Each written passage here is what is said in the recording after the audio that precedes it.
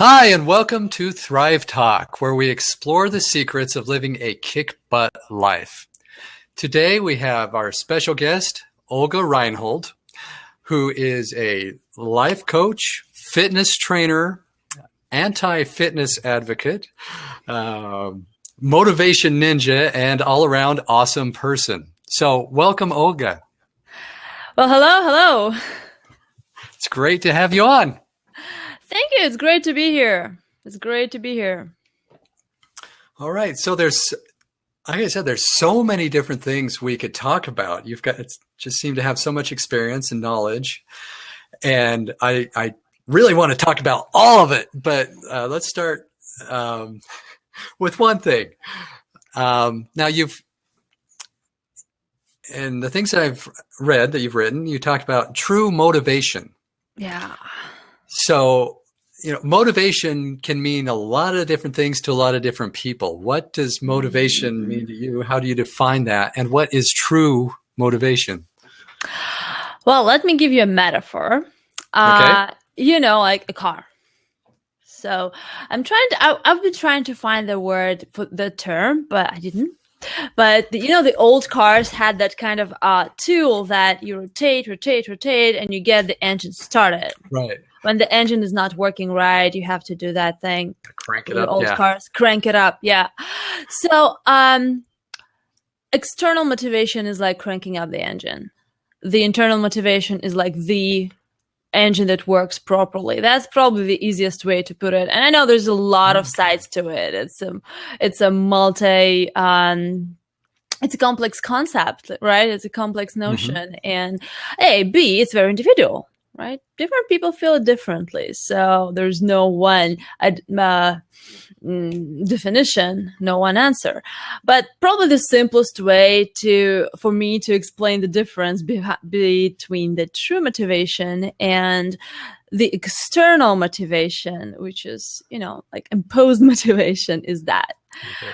And there's no questions. You need to have the engine working, right? You cannot Right. crank up your engine all the time. So that's how I can answer it, I think. Okay. So you're differentiating between external and internal. External is something being done to you. Yeah, that's kind of being exposed. That's looking for resources, external resources for motivation.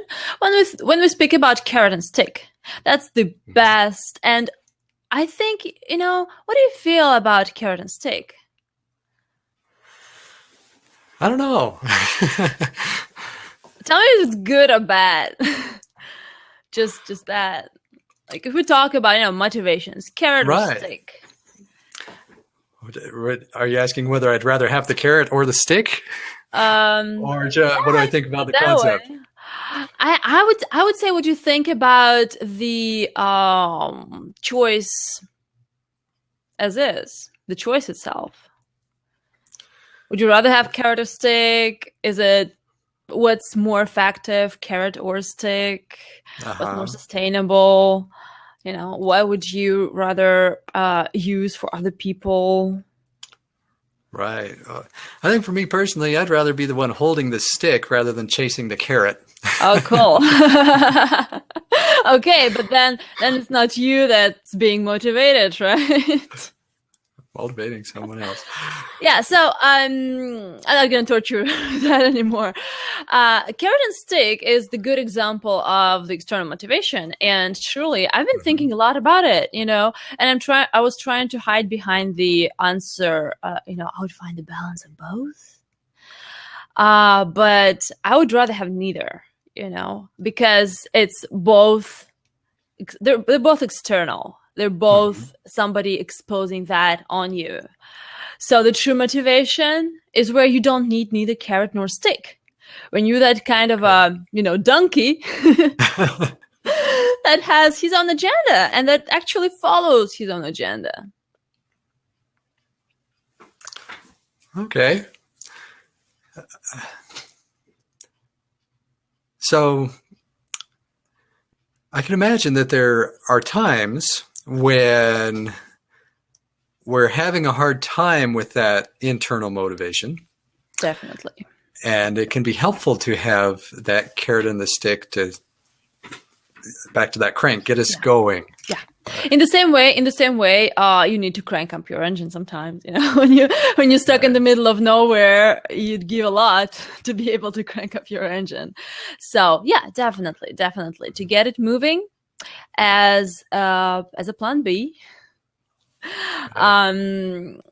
Of course, but I'm not saying we do not need external motivation. I'm saying we should not rely on external motivation only. There is at some point you have to fix the engine. At some point you have to get the engine going. And that's actually what takes you where you want to be, not the ways to continuously, cranking up yourself. That's one thing. Besides, if we are so exposed to external motivation, we're kind of, vulnerable and we're not in control to what we're being motivated for. Right? Okay. If you allow ourselves to be, English is my second language. Sometimes I'm losing the words. I'm sorry for that. You're doing good. Yeah. So if we allow ourselves to be guided like that, to be controlled like that, then we probably should expect that we will be eventually guided somewhere we don't want to see ourselves. So that's another implication of relying solely on the external motivation. And the third thing is that when we rely on the external motivation, I'll take example of fitness because that's the industry I'm in as well. Fitness trainers are considered external motivation. That's why I stopped being personal fitness trainer. That's why I'm not personally training anybody anymore, because I do not want to encourage people using me as external motivation. And that's what I figured out. People hiring fitness trainer, they really hire somebody to be external motivation for them on that fitness journey. And by doing that, come on, you can do it. Yeah. Do 5 more push-ups. Yeah. And, and I'm like, really, people, you cannot count your own reps? Is that what you pay me for? I mean, I don't like it. Right. You can count to 12. And that's a bad favor for people, I mean, it seems normal, it seems natural, it seems what people do, and it's okay. But, by stay in fitness, by disciplining yourself, is there such a word? But making yourself disciplined to follow your routine, by asking your questions, why do I not want to do this? And answering these questions, authentically. It's fine. It's fine to not want to do this. It's totally fine. Everybody don't want to do their stuff at some point. It's hard. I have to sweat. Yeah, and it's okay. I mean, it's totally fine to not want something that's hard and annoying. It's right. Fine. Just being true to yourself and just why do I not want to do it? And whether I do not really see the value in it, or whether I have other priorities, or whether it just doesn't fit my physiology, which is many times that's the case. It's just not physiologically correct, and it's fine. So, by having that external cranker as a fitness trainer, that's go, I don't really care what you think and what you feel, just go. We're stripping ourselves from the opportunity of looking inside us and having those questions answered, and finding our own tools to get us moving and motivating, and finding the way that works for us, not the ways that this trainer is most familiar and most comfortable with. So, and that can be applied to fitness and to all the other areas of life.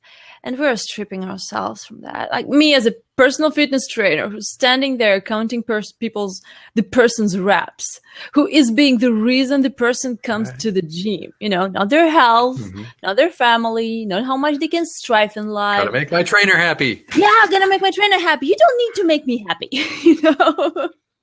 So, I don't like making money by that. I don't like making living by that. I feel that by doing that, people pay me for being stripped of something really, really important.